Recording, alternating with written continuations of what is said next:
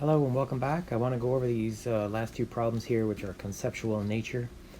This is the Daniell cell. In case you don't remember, we have zinc metal forming zinc ions and two electrons.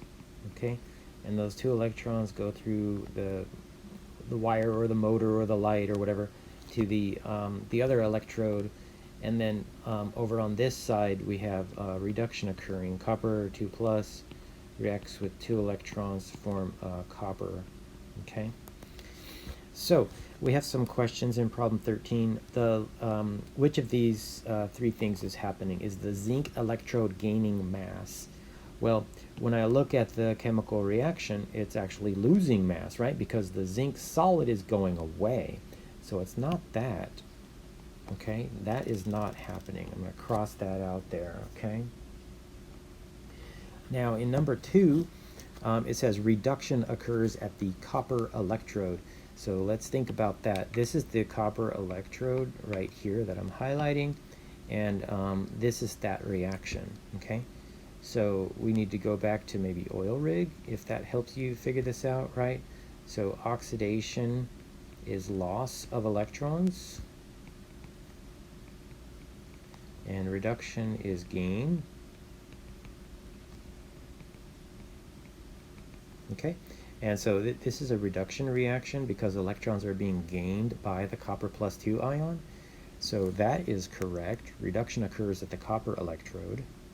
Okay, and then number 3, negative ions move to the right through the salt bridge.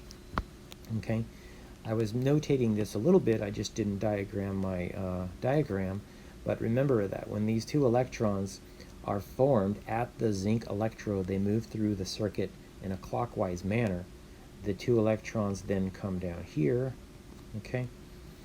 And the negative charge needs to move this way, right? So what's negative in charge? It would be like, sulfate ions or whatever else, okay? So to counteract that movement, positive charge is going to have to move to the right, okay? So I'll kind of just circle the spectator ions and make them moving in the way they're going, okay? So we're not sure what this salt bridge is made of. It might be potassium nitrate or sodium chloride, or it might just be nothing. There might just be a porous disc there, and it doesn't really say. But negative ions are going to move to the, no, not to the right. They're going to be moving to the left, okay? So it looks like the answer is going to be 2 only in this particular sample problem. In number 14, we have some question here about some vocabulary. Do we call it a galvanic or a voltaic cell?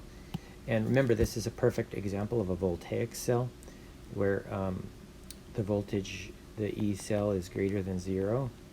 Okay, it means it's a good battery. It produces electricity.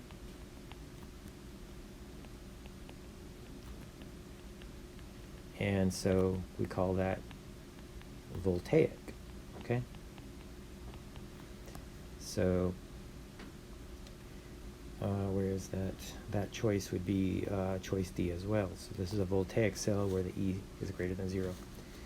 Anyway, this is not the best type of problem to introduce the concepts of electrochemistry, but if this helped you think through a problem or two, great.